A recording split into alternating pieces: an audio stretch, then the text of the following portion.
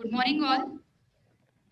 It gives me immense sense of pleasure as well as privilege to welcome Dr. Atmaram Pawar, in charge principal, Pune College of Pharmacy, Bharati Vidyapit University, Pune. I have been a proud student of Sir since 2004. Sir, please accept my greetings. Sir has completed his doctoral degree in pharmacy from Pune University.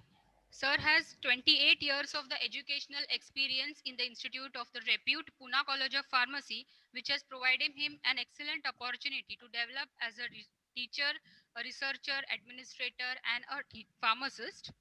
Sir's research contribution includes 4 patent applications to his credit, above 100 international and 32 national research papers published in peer-reviewed journals. Sir has guided 7 PhD students and many more are registered under him. Talking about the academic contributions, Pawar sir has a particular interest in incorporating new concepts in teaching and modernization of the curriculum. He has incorporated modern concepts in teaching of dispensing pharmacy with the practice-based experiments from 2004. For that, he has been awarded with the IJPER Professor B.M. Mittal National Award in 2007.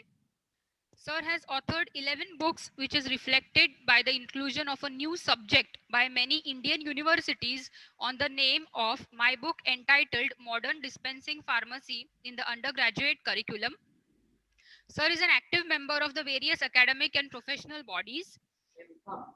He is a member of the scientific services at the 65th and the 65th to 67th and the 69th IPCs, and he was a chairman of the scientific services of the 19th APTCon and in the organization at the 54th IPC and the IAPC conferences.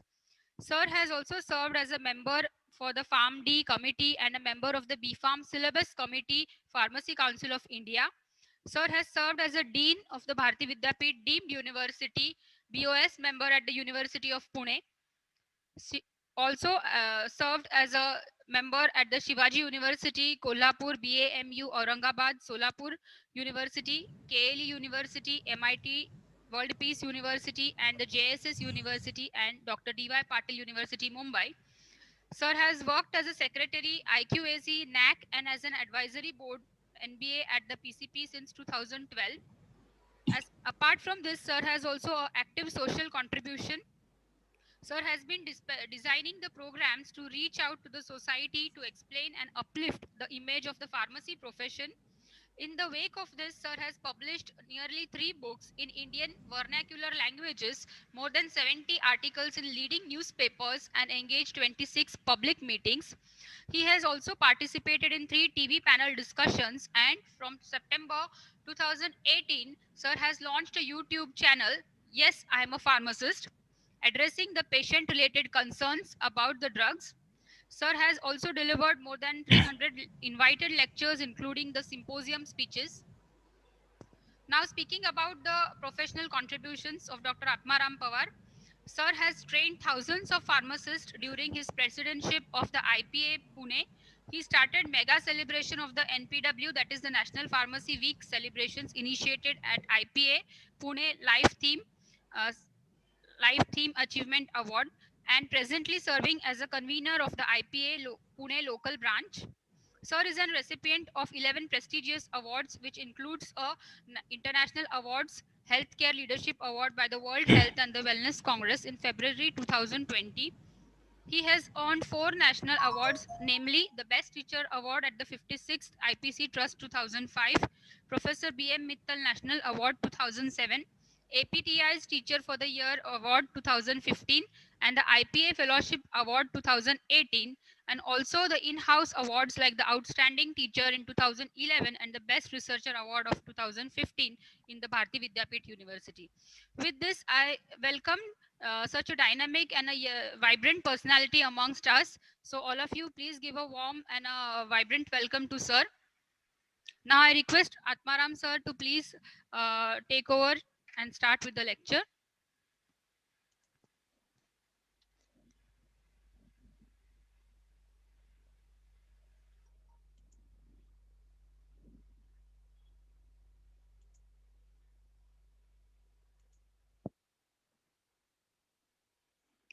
Thank you, Sunil, for introduction, and I'm very happy to always interact with the fellow pharmacist. My pleasure, sir. Yeah. So it is a very good morning, and we'll discussing on the basic issue, that is the prescription and the dispensing of prescription drugs. I think most of the participants are community pharmacists. So instead of making English, I try to speak in Hindi, तो आपको ज़्यादा नज़दीक लगेगा और समझ में आ जाएगा. So I'm presenting as Sonal Seth. So Sonal is also alumni of this Pune Pharmacy, and I'm presenting this Pune Pharmacy, which is established in 1981, and at present it is the 22nd nationally as per the NRIF. We are constituent units of Bharati Vidyapit deemed to be university, which is accredited by NAC 3 times, and our parent body is Bharati Vidyapit, which is founded by Honorable Dr. Patangrao Kadam in 1964. So before the prescription, what is important is we should understand what we are. And yes, I am a pharmacist. I'm a pharmacist, it gives me energy. समझो समझो कि एक doctor को कई लोगों का जन्म और मृत्यु मालूम है. समझो कई डॉक्टर को किसी का जन्म और मृत्यु मालूम है, मगर उस आदमी का वो उनका जन्म और मृत्यु जो दवा पे डिपेंड है, वो दवा का जन्म और मृत्यु किसको मालूम है, उसको बोलते हैं हम pharmacist. So in short we give doctor give life to the patient, but we give life to the pharmacist. We know that only diagnosis and writing a drug, suggesting a drug will not cure the medicament, will not cure the disease, but it requires the medicine. And we know the birth and expiry of that medicines. Means we work from isolation, identification, and R&D of that particular drug molecule to formulate very effective drug delivery system.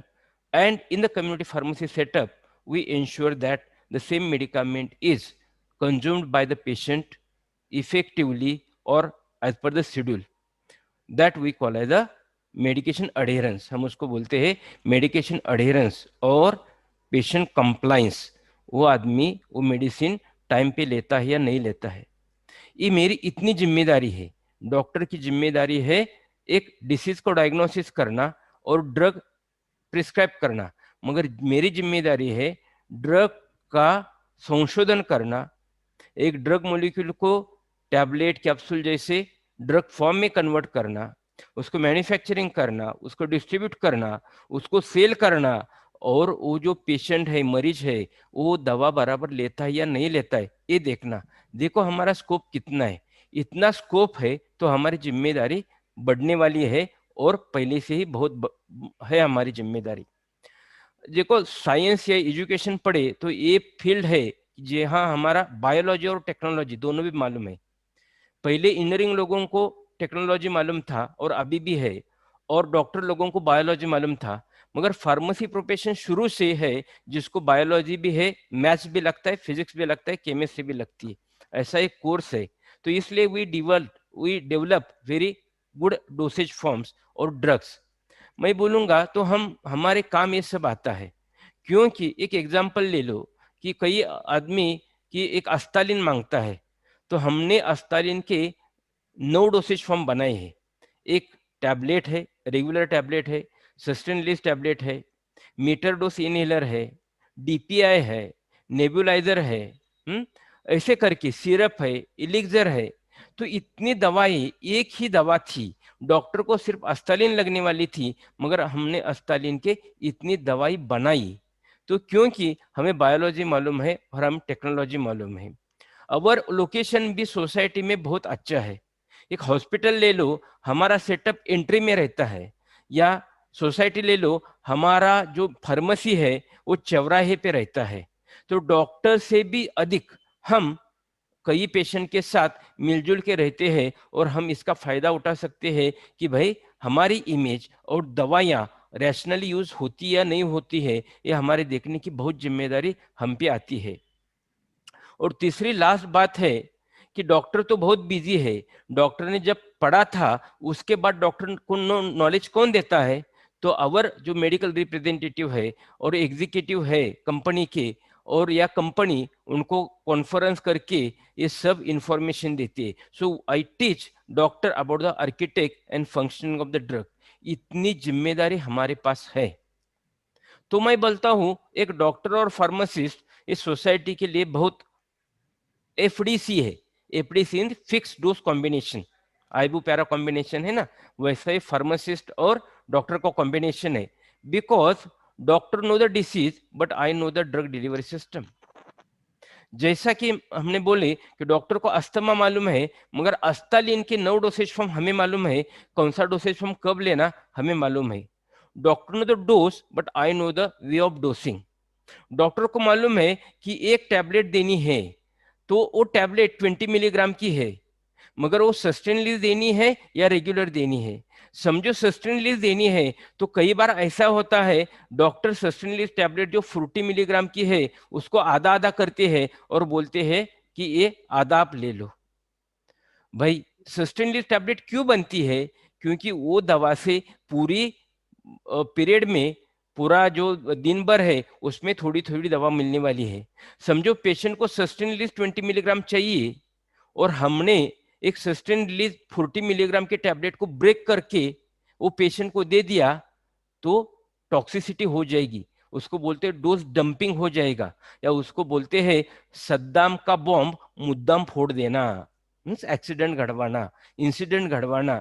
क्योंकि हमें मालूम है sustain release tablet से दवा slowly slowly for 24 our, पूरा एक दिन बाहर निकलती है, और यहाँ हम गोली ब्रेक करके देंगे तो क्या होगा कि पूरा ही पूरा दवा पेशेंट को इमीडिएटली मिलेगा। और समझो वो दवा आपके हाइपरटेंशन की है या डायबिटीज की है तो वो पेशेंट बहुत डेंजर में जा सकता है। Doctor know the therapy but I know the quality of medicament. Generic कौन सा है, ब्रांडेड कौन सा है, अच्छी कंपनी का कौन सा है, उसको स्टोरेज कैसा करना है, उसकी एक्सपायरी डेट क्या है, ये सब हमें मालूम है। Doctor know the brand but I know the cost effective brand. कौन सा कॉस्ट इफेक्टिव है, हाँ? कौन सा रैशनल है, किसमें हमें 1000% डिस्काउंट मिलता है और हम उसका 5% देते हैं, ये सब हमें मालूम है और डॉक्टर को मालूम नहीं। और doctor know the to write the prescription but I know the drug interaction in the prescription and I know the possible adverse effect in the prescription। देखो मेरी जिम्मेदारी कितनी है। तो डॉक्टर में भी master of disease management, doctor में भी master of disease management, but pharmacist is the doctor of drug management. तो हम ड्रग मैनेज करते हैं और ये दोनों के साथ वेल बीइंग और हेल्थ के लिए बहुत फायदेमंद है। तो इसलिए हम बोलते हैं डॉक्टर और pharmacist is best fix dose combination for a health care. अभी हम जाएंगे प्रिस्क्रिप्शन ड्रग पे। एक मेडिसिन रहता है तो as per drug and cosmetic act उसमें शेड्यूल है, शेड्यूल एक्स है, शेड्यूल एच है, शेड्यूल के है, बहुत सारे शेड्यूल है। अभी शेड्यूल एच ड्रग जो है, शेड्यूल एच ड्रग जो प्रिस्क्रिप्शन ड्रग है, जो प्रिस्क्रिप्शन मिलता है तो ही देने का। उसके आगे हम गए शेड्यूल H1 किया, जो भी एंटीबायोटिक है बहुत जिम्मेदारी से देनी चाहिए। डॉक्टर लिखता है फिर भी उसको डॉक्यूमेंटेशन करना चाहिए, नहीं तो आज सुपर बग निर्माण होता है। तो इंडिया ने वो सब वर्ल्ड को क्या दिया, विश्व को क्या दिया है, सुपर बग। ये हम लोगों ने, इंडियन लोगों ने एंटीबायोटिक का इस्तेमाल इतनी गलत तरीके से किया। खांसी आती है तो एंटीबायोटिक लेना, कुछ बुखार आता है एंटीबायोटिक लेना, कुछ भी हो, कि जैसा बच्चा रोता है तो हम चॉकलेट देते हैं वैसा हम एंटीबायोटिक देते हैं। तो अभी क्या हो गया है कि बहुत सारे बैक्टीरिया कई एंटीबायोटिक से मरते ही नहीं, they not get killed by the bacteria. तो इसको बोलते हैं सुपर बग। और सुपर बग का पहला संशोधन इंडिया में लगा तो इसलिए बोलते हैं न्यू इंडिया सुपर बग। देखो हमने पूरे विश्व को क्या दिया है, एक फार्मासिस्ट और डॉक्टर ने मिला के क्या दिया है, सुपर बग दिया है। इतना क्यों हुआ? क्योंकि हमारा प्रिस्क्रिप्शन ड्रग का हैंडलिंग अच्छा नहीं था। तो अभी शेड्यूल H1 आ गया, हमें प्रिस्क्रिप्शन ड्रग का पूरा रिपोर्ट लिखना पड़ता है। उसके आगे जाके शेड्यूल HX है या शेड्यूल X है, वहां ड्रग और भी टॉक्सिक होता है। तो इसका मीनिंग क्या है कि जो OTC ड्रग है वो ज्यादा टॉक्सिक नहीं है, और जो प्रिस्क्रिप्शन ड्रग है जो ज्यादा टॉक्सिक है। तो प्रिस्क्रिप्शन ड्रग पूरा डायग्नोसिस के बाद डॉक्टर जिम्मेदारी से लिखता है। प्रिस्क्रिप्शन ड्रग पूरे जिम्मेदारी के साथ डॉक्टर डायग्नोसिस करके लिखता है। उसमें वो पेशेंट की पूरी हालत देखता है, साइकोलॉजिकल हालत देखता है, मेंटल हालत देखता है, बॉडी की हालत देखता है, एबनॉर्मलिटी देखता है, और पूरा पैथोफिजियोलॉजी देख के वो ड्रग प्रिस्क्राइब करता है। तो ये हो गई प्रिस्क्रिप्शन की बात। और ये लिखने से नहीं होगा, क्योंकि एक पेशेंट के अच्छे के लिए हमारा जो ड्रग एंड कॉस्मेटिक है उसमें डबल चेक की सिस्टम रखी है। डॉक्टर कुछ भी लिखे, डॉक्टर कुछ भी लिखे, फार्मासिस्ट ने वो देखना है कि वो मेडिसिन बराबर है या नहीं है। वो आगे आगे हम देखेंगे। इसको बोलते हैं dispensing of prescription drug. Doctor diagnosis करके लिखेगा और फार्मासिस्ट खुद का नॉलेज लगा के वो कंफर्म करेगा कि नहीं, ये मेडिसिन ये पेशेंट के लिए बराबर है। तो इसको बोलते हैं शेड्यूल एच और शेड्यूल H1, HX और X। और नॉन प्रिस्क्रिप्शन है, जैसा कि कई कई मेडिसिन डॉक्टर खुद देता है, उसको शेड्यूल जी में लाते हैं।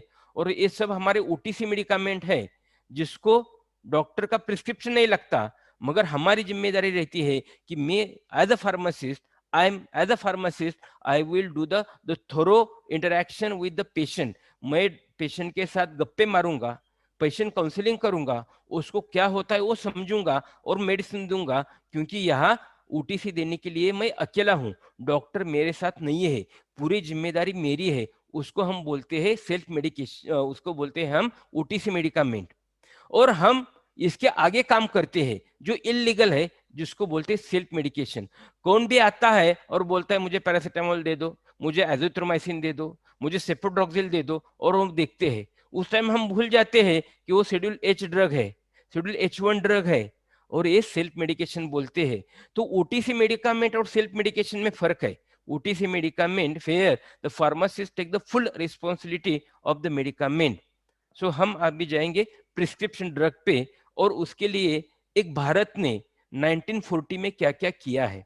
देखो, एक ही भारत ऐसा देश है, अमेरिका भी नहीं है, यूरोप भी नहीं है, कौन सा भी डेवलप कंट्री नहीं है, भारत एक देश है कि वहां हर एक medicine directly sold by A pharmacist.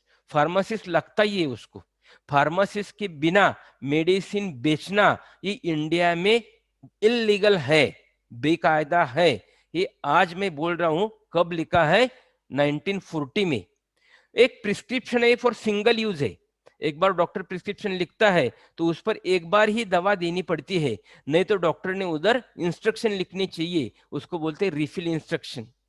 तीसरा है, जैसा मैं होटल में खाने के बाद बिल देते हैं और वो ठप्पा लगता है पेड, वैसा प्रिस्क्रिप्शन पे ड्रग देने के बाद उस पर ठप्पा लगना चाहिए, डिस्पेंस्ड विथ डेट, इसको बोलते हैं एंडोर्समेंट। तो वो प्रिस्क्रिप्शन का गलत इस्तेमाल नहीं होगा।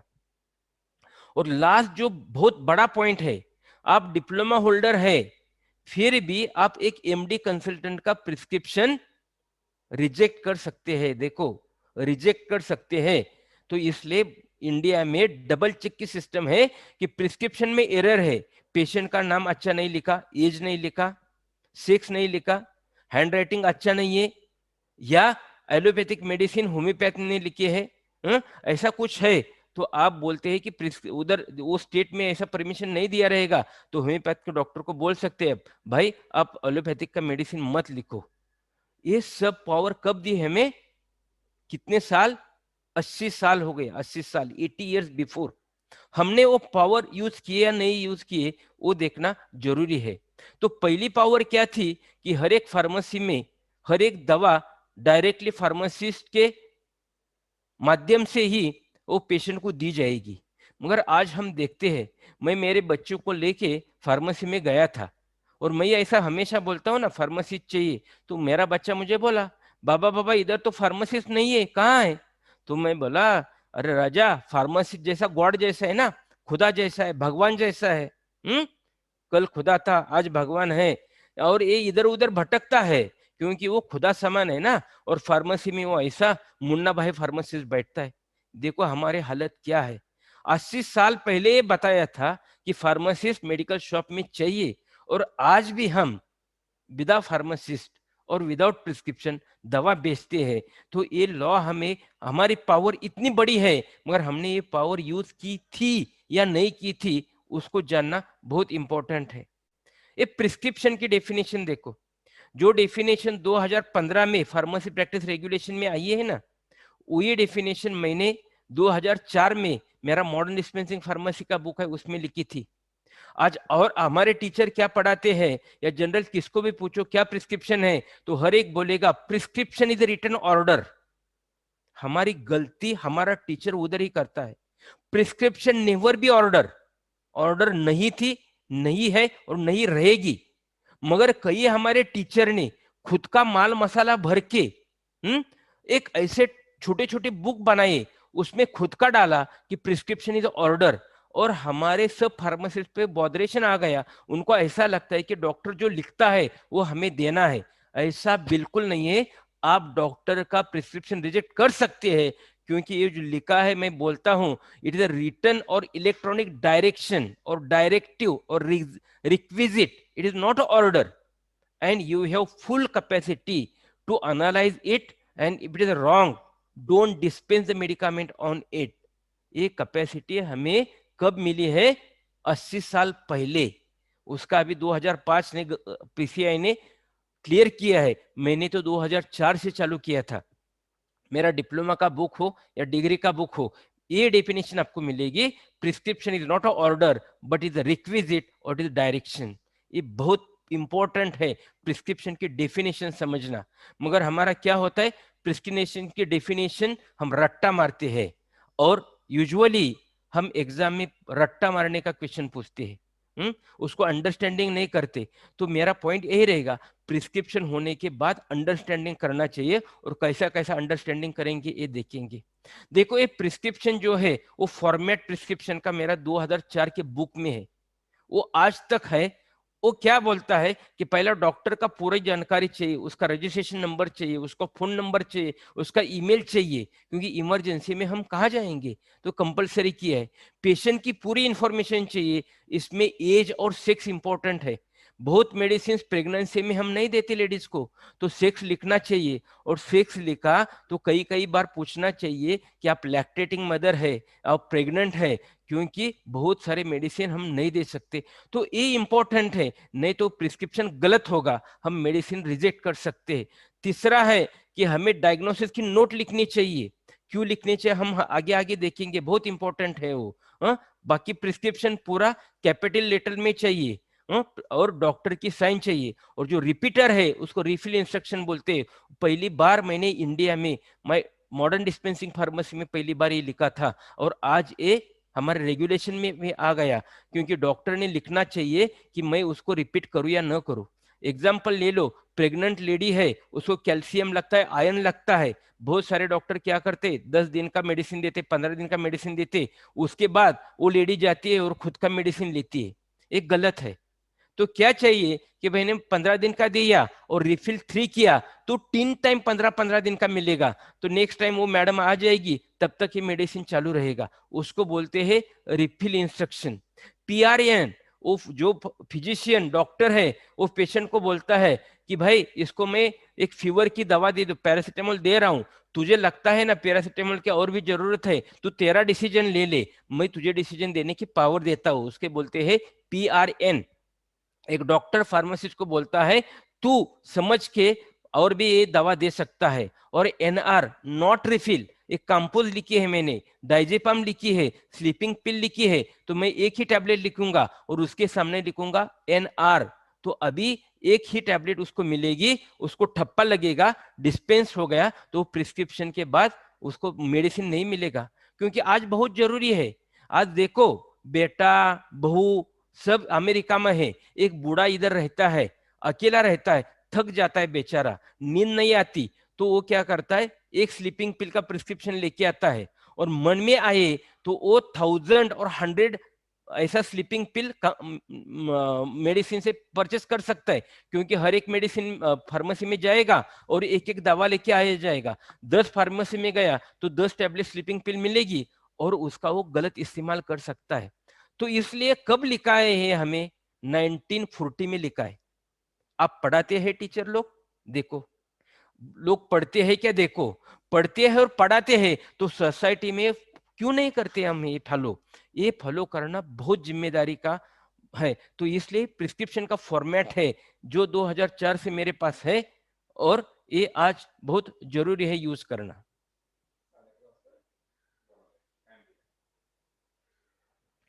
देखो अभी ये प्रिस्क्रिप्शन है, ये किसको समझता है प्रिस्क्रिप्शन, किसको समझता है क्या प्रिस्क्रिप्शन है? तो ये प्रिस्क्रिप्शन का डिस्पेंसिंग कैसा हो गया, ये प्रिस्क्रिप्शन रिजेक्ट क्यों नहीं हो गया? मगर ऐसे भी प्रिस्क्रिप्शन रिजेक्ट नहीं होते, इस पर दवाई दी जाती है। एक फार्मेसिस्ट दूसरे फार्मेसिस्ट को पूछता है भाई इसमें क्या लिखा है, इसमें क्या लिखा है, और ऐसी दवा हम देते हैं। देखो और तीसरा प्रिस्क्रिप्शन, ये मराठी में लिखा है कि पेशेंट को कार्डियक की दवा चालू है, और डॉक्टर लिखता है ये दवा ये आप जब तक जिंदा है या पांडुरंग चरणी विलीन होईपर्यंत, मीन्स भगवान के पास जब तक आप जाते नहीं तब तक लेना है। और कितना डराते हैं हम पेशेंट को। तो पहला प्रिस्क्रिप्शन एक जनरल प्रैक्टिशनर का था, और ये प्रिस्क्रिप्शन एक कंसल्टेंट का है। कई देखो इधर प्रॉब्लम डॉक्टर का नहीं है, इधर प्रॉब्लम कंसल्ट का नहीं है, प्रॉब्लम हमारे फार्मासिस्ट का है, क्योंकि उसको लॉ ने बोला है कि प्रिस्क्रिप्शन शुड बी रीडेबल, वो कैपिटल लेटर में चाहिए। मगर हमें क्या है, हमें बिजनेस करना पड़ता है ना, तो इसलिए हम ये पूरा भूल जाते हैं, और कैसा भी प्रिस्क्रिप्शन हो हम एक्सेप्ट करते हैं। ये बहुत गलत बात है। इसका ये एक एग्जाम्पल मैं दे रहा हूं। तो हमारा आज सोसाइटी में इमेज क्या बन गई, प्रिस्क्रिप्शन वाला कौन, प्रिस्क्रिप्शन फार्मासिस्ट कौन है, जो प्रिस्क्रिप्शन पढ़ता है वो फार्मासिस्ट है। कितनी इमेज है देखो आपकी, जो भी प्रिस्क्रिप्शन पढ़ता है वो महाविद्वान महापंडित, जो महापंडित को हम फार्मासिस्ट बुलाते, इतनी डेफिनेशन हमारी है। तो ये डेफिनेशन समाज के होने के वास्ते क्या हो गया, आज जिसको जिसको इंग्लिश पढ़ना आता है उन्होंने मेडिकल शॉप चालू किया। कितना गलत हो गया देखो। हमारी जिम्मेदारी सिर्फ प्रिस्क्रिप्शन पढ़ना नहीं है, उसको समझना है और जिम्मेदारी करके मेडिसिन देना है। मगर दुनिया सोचती है, भारत सोचता है कि जो प्रिस्क्रिप्शन पढ़ता है वो दवाइयां बेच सकता है। बहुत गलत है। क्या क्या हो सकता है, हमारे पास साला मेडिसिन है, साला साला भाई रहता है ना, एक खुद का भाई रहता है, और एक साला रहता है, बीबी का भाई रहता है, दोनों भाई है ना, दोनों को भी भाई बोलते हैं। मगर एक मेरा भाई है और मेरी मिसेस का भाई है, उसको साला medicine, sound alike look alike medicine, Dulcolax और डिओक्लॉक्स, एक लैक्सेटिव है और दूसरा एंटीबायोटिक है। कितना गलत हो सकता है, हैंड राइटिंग अच्छा नहीं होगा या प्रोनाउंसिएशन अच्छा नहीं होगा, कुछ भी हो सकता है। तो इतना सब होने के बाद भी हम प्रिस्क्रिप्शन क्या देखते नहीं है। हम गिरायक आता है, कस्टमर आता है तो धंधा करते हैं। मैं बोलता हूं, बहुत वर्ड गंदा यूज किया मैं, हमने धंधा करते, धंधा बिजनेस करते हैं सिर्फ। हमारी जिम्मेदारी पैसा कमाना जितनी है उतना ही हम सर्विस देना इंपॉर्टेंट है। मगर वो प्रिस्क्रिप्शन में इतना सब कुछ हो सकता है। इसका बेस्ट एग्जांपल ठाणे का 2000 कब का है वो, 2018 का है, वो मैं अभी दे रहा हूँ। बहुत सारे एग्जाम्पल मेरे पास है, मगर बहुत एग्जाम्पल मुझे अच्छा लगा। देखो फोलिक एसिड शायद लिखा था, शायद फोलिक एसिड प्रिस्क्रिप्शन में लिखा था, फोलिक एसिड उसका नाम था फोलीमैक्स, और हमने फार्मासिस्ट ने क्या डिस्पेंस किया, फोलीट्रैक्स 10 मिलीग्राम। अभी इसकी हिस्ट्री जाननी चाहिए कि रियली वो प्रिस्क्रिप्शन क्लियर था या नहीं था। डॉक्टर की गलती हो सकती है, हैंड राइटिंग अच्छा नहीं रहेगा, क्योंकि फोलिक एसिड के 5 मिलीग्राम की टैबलेट यूजुअली डिस्पेंस कर सकते हैं हम, मतलब की जाती है, मैक्सिमम 5 मिलीग्राम की टैबलेट डिस्पेंस होती है। वो डॉक्टर ने 10 मिलीग्राम का क्यों लिखा, ये भी इंपॉर्टेंट है। तो पहला है हैंड राइटिंग बराबर था या नहीं था, डॉक्टर का काम हो गया, और उसने 10 मिलीग्राम क्यों लिखा था वो देखना चाहिए। वो प्रिस्क्रिप्शन लिखा था तो क्लियर हैंड राइटिंग था, और उधर लिखा था क्या कि कैंसर है, या उधर लिखा था कि फोलिक एसिड डिफिशियंसी है, वो तो लिखना चाहिए ना, कुछ तो लिखना चाहिए। अभी लिकोमिया है, कैंसर है, ऐसा लिखते थे तो हमें पता चलता था प्रिस्क्रिप्शन पे, तो उसको फोलिक एसिड नहीं फोलिक ट्रैक्स चाहिए। मगर ये लिखा था या नहीं लिखा था, प्रिस्क्रिप्शन रीडिंग करना चाहिए। तो प्रिस्क्रिप्शन रीडिंग करने की जिम्मेदारी हमारी है। अब हमें फार्मेसी में जाएंगे, फार्मेसी में पहला फार्मासिस्ट था फार्मेसी में या मुन्ना भाई फार्मासिस्ट था? देखो मुन्ना भाई फार्मासिस्ट है तो ये गलत होगा। दूसरा फार्मासिस्ट है तो वो जानकारी रखने वाला फार्मासिस्ट था, या ऐसा सिर्फ बिजनेस करने वाला फार्मासिस्ट था? समझेंगे हम कि वो जानकारी रखने वाला फार्मासिस्ट था, नॉलेजेबल फार्मासिस्ट था। तो उसने पूछा क्या कि एक पेशेंट 10 मिलीग्राम मेथोट्रिक्सेट पूछता है, तो 10 मिलीग्राम मेथोट्रिक्सेट है तो बहुत सीरियस केस है, तो उसने पूछना था ना भाई पेशेंट कौन है, आप है या आपका कौन रिश्तेदार है? वो बोलता था मैं ही हूं। अरे आप है, आपको कैंसर है क्या भाई? नहीं है। अरे रे रे रे, आपको कैंसर नहीं तो इधर गलत है कुछ तो। मगर ये कुछ भी डायलॉग नहीं हुआ, कुछ भी डायलॉग नहीं हुआ। फुली मैक्स पूछा था, फुली ट्रैक्स दे दिया। और फुली ट्रैक्स की इतनी टॉक्सिसिटी है, इतनी टॉक्सिसिटी है कि वो आदमी 2 दिन में डेथ हो गई उसकी। कौन जिम्मेदार? डॉक्टर जिम्मेदार या फार्मासिस्ट जिम्मेदार? कौन जिम्मेदार? देखो, जिम्मेदार कौन भी हो, एक आदमी को सादी फुलिक एसिड चाहिए थी, सादी फुलिक एसिड चाहिए थी, उसको एंटी कैंसर की दवा दी, मेथोट्रिक्सेट दी, और उसकी डेथ हो गई। ये इंडिया में एक एग्जांपल में दे रहा हूं, कितने एग्जांपल हर रोज कि कितनी जिम्मेदारी है हमारे पे। प्रिस्क्रिप्शन ड्रग डिस्पेंसिंग की कितनी जिम्मेदारी है वो समझ लो। मगर ऐसा हम पढ़ाते हैं क्या डिप्लोमा में कभी? ऐसा हम डिग्री में कभी पढ़ाते हैं क्या? हम पढ़ाते हैं रट्टा मारो, रट्टा मारने से आपको अच्छे मार्क्स मिलते हैं। हम केस नहीं देते, हमारा केस बेस्ड टीचिंग नहीं है, हमारा रिसाइटेशन है, रट्टा मारना है। एक क्वेश्चन ऐसा आता है, वो क्वेश्चन का ऐसा रट्टा मारो, ऐसा लिखो, आप पास हो जाएंगे। तो टीचिंग करना चाहिए केस बेस्ड, मगर हमारे यहाँ केस बेस्ड टीचिंग आज भी नहीं होता। इसलिए बहुत बार लोग बोलते हैं डिप्लोमा होने के बाद डिप्लोमा का नॉलेज और फार्मेसी का नॉलेज जो भी है, मेडिकल शॉप का नॉलेज, कुछ भी रिलेशन नहीं है, क्योंकि हमने रिलेशन बनाया नहीं था। ये मुझे बोलना है इधर, आगे हम जाएंगे। तो हमें क्या क्या करना पड़ता है? प्रिस्क्रिप्शन का, प्रिस्क्रिप्शन की वैलिडिटी करनी पड़ती है।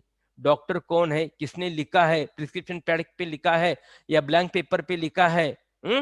तो प्रिस्क्रिप्शन अप्रोप्रिएट है, पेशेंट कंडीशन अप्रोप्रिएट है, ड्यूरेशन ऑफ ट्रीटमेंट अप्रोप्रिएट है, हैंड राइटिंग अप्रोप्रिएट है, एज सेक्स अप्रोप्रिएट है, इतना सब हमने ही देखना है ना। और बाद में हम मेडिसिन डिस्पेंस करेंगे, इतना सब हमें करना है। कितना देखो कॉन्ट्रा इंडिकेशन है या नहीं है, वो डॉक्टर है, वो रजिस्टर्ड डॉक्टर है या नहीं है, इतना कितना काम दिए है हमने। वो लीगल काम है, फार्मेसी रेगुलेशन में ये सब दिया है, मेरे बुक में ये सब लिखा है। हम्म मगर मेरे बुक को इतना लिखने के बाद बहुत बार मैं सोचता हूँ कि टीचर को लगता है ये बुक ना बहुत डिटेल है, ये अच्छा नहीं है। और रट्टा मारने का छोटा छोटा बुक मिलता है ना 25 रुपीज में, वो अच्छा है, बच्चे चीट भी कर सकते हैं ना, डायरेक्टली क्वेश्चन का आंसर मिलता है। ये पवार सर को कुछ काम नहीं, बहुत लिखते हैं, तो ठीक है भाई। मगर मेरी जिम्मेदारी है कि जो अच्छा है वो आपको मैं बोलूंगा, और ये हमें करना है। तो रिफिल इंस्ट्रक्शन का महत्व पहली बार मैंने मॉडर्न डिस्पेंसिंग फार्मेसी में 2004 में दिया। ड्रग एंड कॉस्मेटिक एक्ट में आता है, 465 और सी में आता है। इतना इंपॉर्टेंट है, एंडोर्समेंट इंपॉर्टेंट है, मैंने इसका इंपॉर्टेंस अपने बताया था। और ये हर एक प्रिस्क्रिप्शन पे ठप्पा लगना चाहिए और आपकी साइन होनी चाहिए कि ड्रग इज डिस्पेंस्ड। बाद में हम ऐसा रिकॉर्ड मेंटेन करेंगे, ये भी रिकॉर्ड मेंटेन करना है। उसमें देखो डायग्नोसिस की भी नोट लिखना है, कौन सा मेडिसिन देते वो लिखना है, सेक्स लिखना है, तो पूरा लिखना ही है ना। तो ऐसा हम रिकॉर्ड रखेंगे तो फायदा क्या होगा? इतना फायदा होगा कि समझो एक पेशेंट ले लो, एक पेशेंट ले लो, उसको बुखार आ गया था, उसको सर्दी आ गई थी, खांसी आ गई थी, तो एक एक्सपेक्टोरेंट दिया था, वो एक्सपेक्टोरेंट में 500 मिलीग्राम पैरासीटामोल है।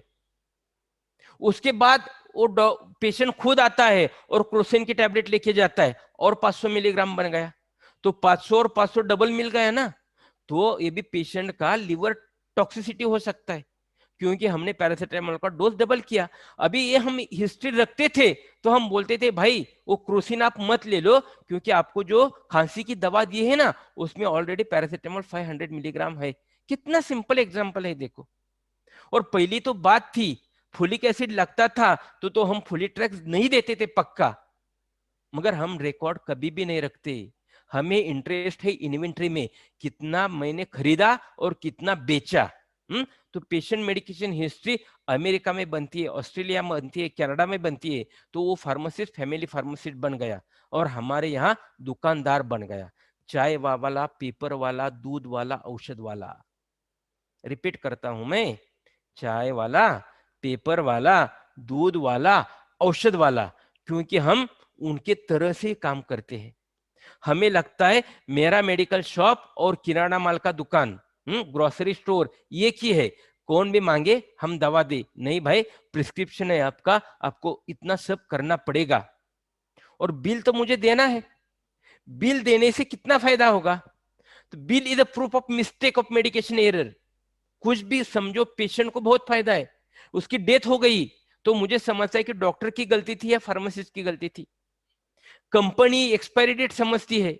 बहुत बार आज क्या है, जेनरिक का जमाना है, डॉक्टर लिखता एक है और पेशेंट को मिलता अलग है, जिसमें डिस्काउंट ज्यादा है 1000 टाइम्स वो देते हैं, तो इतना मिलेगा। करेक्ट रेट है क्या नहीं है? कई कई लोग बोलते हैं 10% डिस्काउंट देता हूं, और 10 रुपए की गोली 12 रुपए को देते हैं, वो पहला बिल बनाते हैं और उस पर 5% डिस्काउंट देते हैं। तो बिल मांगो ना, तो पूरा समझ में आएगा, गलत नहीं कुछ होगा। और डिजिटल बिल हम करेंगे तो कंप्यूटर में मेडिकल हिस्ट्री भी बनेगी, इन्वेंट्री कंट्रोल भी बनेगा। इतना सब होता है फार्मासिस्ट का फायदा। हिस्ट्री ऑफ पेशेंट मेडिकेशन बनेगी, इन्वेंट्री कंट्रोल बढ़ेगा, और वो जो है पेशेंट, वो आपका खुद का फैमिली पेशेंट बनेगा, क्योंकि वो बोलेगा मेरी हिस्ट्री उनके पास है, मैं दवा वहां से ही लूंगा। तो every prescription should have a number and it should appear in the cash memo.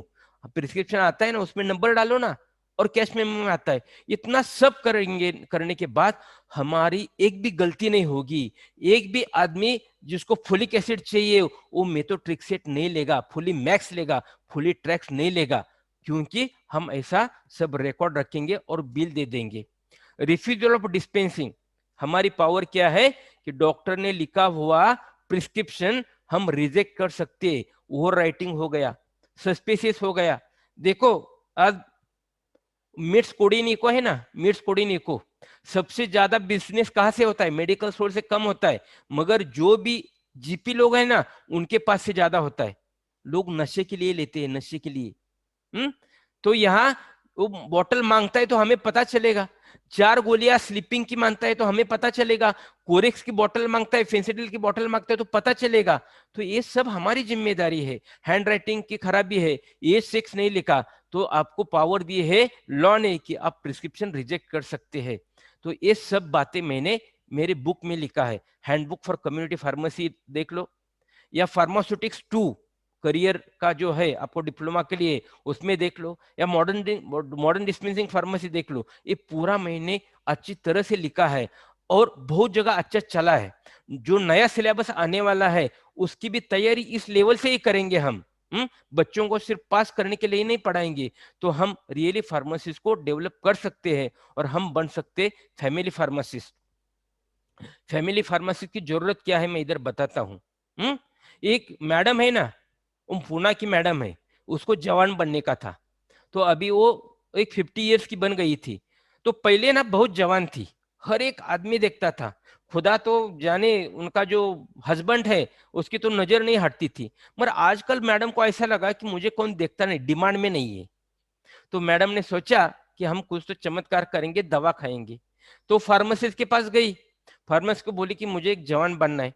अरे भाई क्या करे, तो मुझे एक एडवर्टाइज कल मिली है, एक गोली खाओ और जवान बन जाओ। एक गोली खाओ सोनाली और जवान बन जाओ। वो ये दवा लेने के लिए गई, तो फार्मासिस्ट बोला कि भाई एक गोली खाओ जवान बन जाओ तो इसकी ज्यादा रिस्क हो सकती है, तो क्या करूं? तो ऐसा ही हो गया, जो हस्बैंड था ना, हस्बैंड को वो वही एडवर्टाइज मिली थी, हस्बैंड तो उल्टा पलटा हो गया और मैं भी जवान बन जाऊंगा। और ऐसा हो गया, कई साल जाने के बाद बड़ी फैमिली थी, बेटी थी 18 साल की, बेटा था 12 साल का। इतनी बड़ी फैमिली है, मगर पुणे की फैमिली है, बहुत लोग अलग सोचते हैं। जवान बनना था और क्या हो गया, तो एक दिन ये एक बार डोर पे बेल लगाई, बेल लगाने के बाद एक कन्या आगे आ गई। तो छोटा बेटा बोलता है, दीदी दीदी आज तू कॉलेज नहीं गई, दांडी किया आज तेरी? वो दीदी बोलती है, मैं तेरी दीदी नहीं हूं, माँ कसम, मैं तेरी माँ हूं। देखो कितना ट्रांजिशन आ गया था। इतनी सुंदर बन गई थी वो बोलता, बेटा बोलता है, माँ तू मुझे नहीं पहचान, मैंने आपको नहीं पहचाना, बाबा कैसे पहचानेंगे? नहीं बाबा भी है, देख उधर बाबा खेल रहे गार्डन में। ऐसा कैसा हो गया? तो हिस्ट्री बन गई कि वो मैडम बोली कि मुझे जब ये दवा खानी थी तो मैं फार्मासिस्ट के पास गई, फार्मासिस्ट ने पूरा स्टडी किया और प्रोटोकॉल दे दिया कि मैंने कैसा दवा ले लूं, और मैंने दवा ले ली। देख, और तेरे बाबा को डिस्काउंट में बहुत इंटरेस्ट है, डिस्काउंट चाहिए, एक पे एक चाहिए, एक पे दो चाहिए, एक पे तीन चाहिए। अच्छा हो गया हमारी शादी के टाइम ऐसी स्कीम नहीं थी, नहीं तो तेरी तीन तीन माँ थी आज ना। तो क्या हो गया, तेरे बाबा गए और चार चार गोलियां ले ली। अभी उनको भूख लगी रहेगी, एक बैग मिल्क लेके आ, मिल्क पैकेट, तेरे बाबा खेल के आए हैं। तो मेथोट्रेक्सेट की बात ले लो, एक पेशेंट की डेथ भी होती है। और इधर ले लो, एक महिला सुंदर भी बनती है। कब? जब इंटरवेंशन होता है, इंटरवेंशन। फार्मासिस्ट को इंटरवेंशन करना चाहिए, फार्मासिस्ट को नॉलेज लेना चाहिए। डिप्लोमा होने के बाद सब हो गया लाइफ में, ऐसा समझते हम। बीफार्म प्रैक्टिस कोर्स है वो पढ़ो, आगे जाओ। हाँ? दुनिया में डिप्लोमा सिर्फ इंडिया में चालू है, उसका फायदा हम उठाते हैं। भाई उल्टा सोचो ना, कि हमारा डिग्री वाला, एमफार्म वाला, फार्मडी वाला क्यों मेडिकल शॉप नहीं डालता, हमारी लेवल क्यों नहीं बढ़ती? तो हम फैमिली फार्मासिस्ट बनेंगे, ये मुझे बोलना था। तो फैमिली फिजिशियन मार्केट में है, तो फैमिली फार्मासिस्ट क्यों नहीं है? और हो सकता है फैमिली फार्मासिस्ट। और ये मेरा काम 2006 से चालू है, आज 14 साल मैं ये काम कर रहा हूँ। और मुझे बहुत अच्छा लगता है कि फार्मासिस्ट को प्रमोट करे, मेडिसिन के बारे में लिखे, पेशेंट मेडिकेशन हिस्ट्री के बारे में लिखे, प्रिस्क्रिप्शन कैसा होना चाहिए ये लिखे। हर एक साल में ये काम करता हूँ। हम औषध विक्रेता नहीं है, हम सेल्समैन नहीं है, हम रियल सर्विसमैन है, हम प्रोफेशनल है, हम फार्मासिस्ट है, हम जिम्मेदार है। इतना सब सब हमारा काम है। तो इसलिए मेरा हिंदी में बुक है, दवाएं लेते समय, मराठी में बुक है औषधि घेताना, और मेरे टेक्स्ट बुक बहुत है। तो ये सब बुक है, मैं बहुत अच्छा लगता है मुझे। डिप्लोमा की बुक है, डिग्री की बुक है, और ये जो बुक है ना, 15,000 से ज्यादा लोग आज यूज करते हैं। मुझे बहुत अच्छा लगता है, इसलिए मैं आपको टाइम दे रहा हूँ। और really I am happy always if pharmacist get appreciated by society. Society में आपको जब सल्यूट मिलेगा तो मुझे बहुत खुशियां होगी। तो ये मैं बोल के मेरा आज का कार्यक्रम एंड करता हूँ। आप ऐसे वीडियो सब मेरे मेरे यूट्यूब चैनल पे है, yes I am pharmacist and be happy. आप देखो ये, अच्छा करो। और हम अभी आपके लिए डिस्कशन करेंगे 15 मिनट, जिसको जिसको भी कुछ प्रॉब्लम है हम चर्चा करेंगे। I will be happy and thank you for Gujarat state pharmacy council and the college who organized this workshop, and Sonali specifically who invited me. Thank you. Thank you, sir. Thank you very much, sir, for such an interesting lecture. You have the expertise for explaining all the difficult schedules and acts in a very simple and a lucid language. We have always enjoyed all your lectures and the sense of humor. Throughout the lecture, sir, we were laughing and we have literally enjoyed each and every particular portion of this lecture. And you have also made us realize our own role as a pharmacist, which we have already forgotten our role. We were just dispensing the medications from a long period of time. So now you have made us realize our own right to refuse the doctor prescription.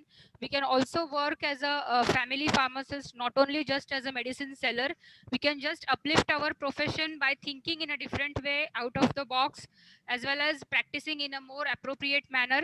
And being a pharmacist, it is really very important that we identify our roles and we fit into our shoes and then start working. So, with this, sir, I would like to present some of the questions which the participants have asked to you. I would be very happy to present the first question by Dr. Vipul Gajra, sir. What are the examples of Schedule HX drugs, sir? हाँ, नहीं, schedule HX पहला, अभी जो भी antibiotic थे ना हमारे, ये बात है एक Okay. 4-5 साल पहले की। अभी जो शेड्यूल H1 है, इसके बदले शेड्यूल HX निकाल रहे थे। तो एंटीबायोटिक का 3 कैटेगरी में डिवाइड किया था। एक टर्शरी केयर हॉस्पिटल में एंटीबायोटिक चाहिए और एक रेगुलर चाहिए। जो टर्शरी केयर के हॉस्पिटल वाले एंटीबायोटिक थे, उसको शेड्यूल HX में डाला था। मगर हमारी जो एसोसिएशन है, उन्होंने उसको अगेंस्ट करके ये कायदा ही पास नहीं होने दिया, वो कुछ बाहर नहीं आया। तो आज हमारे पास शेड्यूल एच है, शेड्यूल H1 है, शेड्यूल एक्स है। मगर एक्सेप्शनल में जो प्रिस्क्रिप्शन ड्रग है उसका कभी कभी वो प्रिस्क्रिप्शन ड्रग बहुत घातक होता है, तो उसको शेड्यूल HX दिया जाता है। जैसा कि देखो टैमीफ्लू शेड्यूल एक्स में डाला था, वो शेड्यूल HX में भी डाल सकते हैं। तो जैसा कि शेड्यूल एक्स बहुत स्ट्रॉन्गर है, शेड्यूल H माइल्डर है, तो शेड्यूल HX भी आ सकता है। Okay, I hope your doubt is cleared, sir. Now the next question is asked by Mr. Jigar Shah. His question is it authentic to take the SCORE tablet as OTC drug because dose will be maintained or not? Pardon? SCORE, SCOR, SCORE tablet to be taken as a OTC drug. Core tablet. What is core tablet? Mr. Jigar Shah, can you unmute yourself? Just a minute, sir. I will make him unmute. Yeah. What is content of it?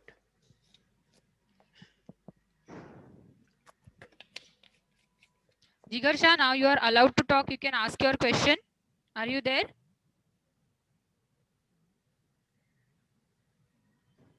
देखो ठीक है, मैं बोलता हूं, अभी हमारे यहाँ India में OTC ड्रग की लिस्ट नहीं है। It's very unfortunate, it is very unfortunate, India doesn't have a list of OTC medicament.